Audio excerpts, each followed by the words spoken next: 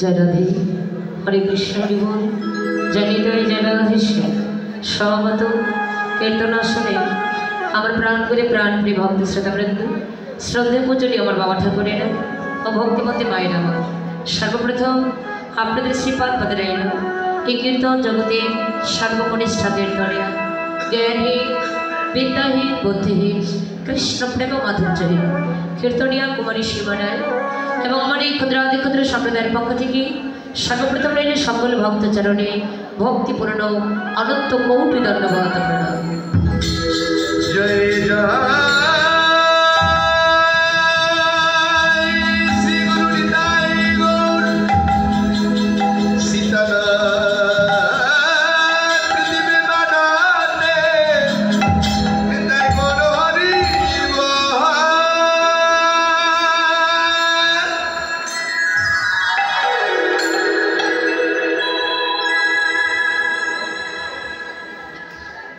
जय राधेश्याम अधिक राज्य निये बसे आछे गौर गोविंदे राधा गोविंदे अप्राकृत गुणकीर्ति गाथा लीला माधुरी आस्वादन श्रवण करबार जन्य जय राधे।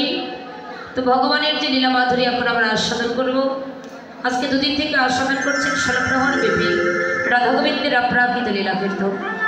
भगवानेर लीला किन्तु एकटी दुटी नय मा तार अनंत लीला अनंत महिमा तथापि शास्त्रे कलम दिलेन 64 प्रकार लीला।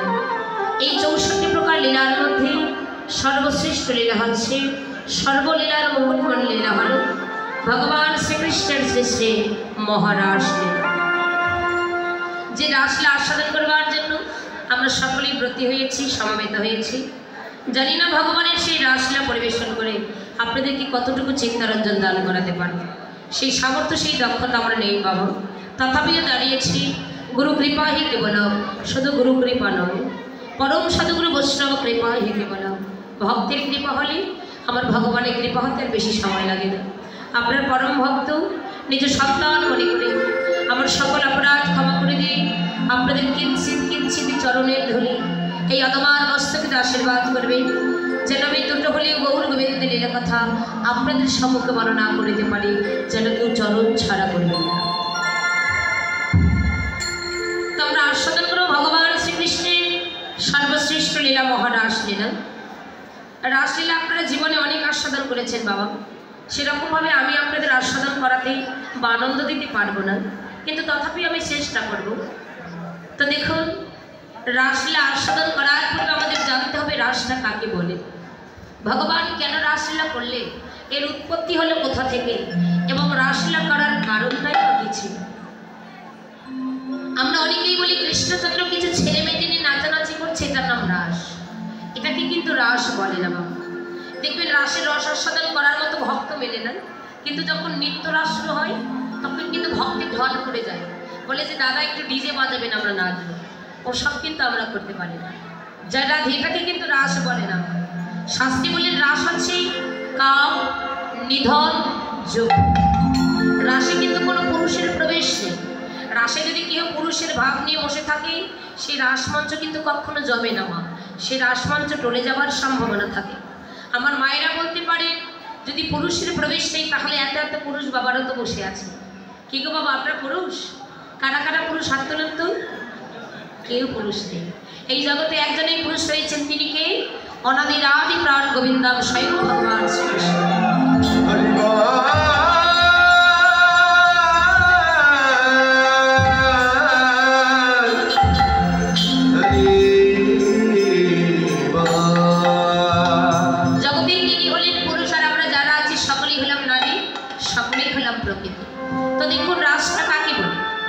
ভগবানের 64 প্রকার লীলাকে একত্রে নির্যাস উৎপত্তি হলো রস।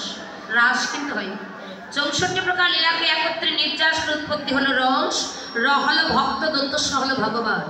ভক্তটাকে ভক্তি স্বরূপিণী প্রেমময়ী শ্রীমতী রাধা ঠাকুরানী, ভগবানকে পরমাত্মারূপী ভগবান স্বয়ং ভগবান শ্রীকৃষ্ণ।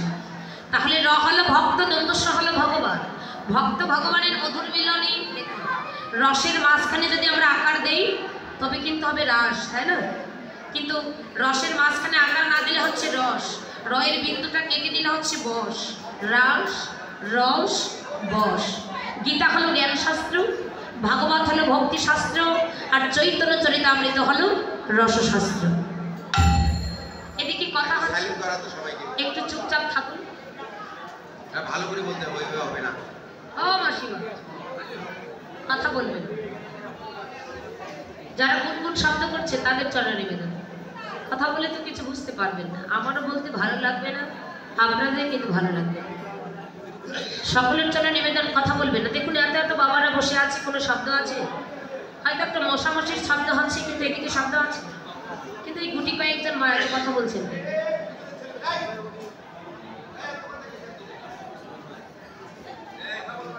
জয় রাধে। চুপচাপ একটু বসে থাকুন, ছোট ছোট বাচ্চাদের একটু শান্ত করে রাখুন। জয় রাধে। তাহলে গীতা হলো জ্ঞান শাস্ত্র, ভাগবত হলো ভক্তি শাস্ত্র, আর চৈতন্য চরিতামৃত হলো রসশাস্ত্র। জ্ঞান শাস্ত্র, ভক্তি শাস্ত্র, রসশাস্ত্র, এই তিন মিলে হয় কৃষ্ণ বশ। জয় রাধে। তাহলে রয় আকার দন্তস্বরাস, রসের মাঝখানে যে আকারটা দিলাম, এই আকারটি হলি আত্মাশক্তি মহামায়া মা দুর্গা, লীলাটা হলো যোগমায়া আশ্রিত লীলা। এই আকারটি হলেন যোগাযোগকারী, ইনি ছিলেন রাসমঞ্চের দ্বারী। দেখুন বাস্তব জগতে